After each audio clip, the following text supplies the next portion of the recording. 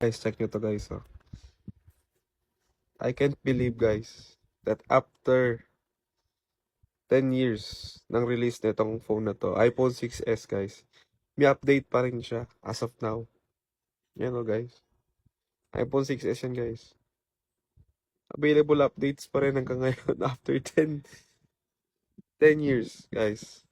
2015 nung na-release to guys. So, meron pa rin available update.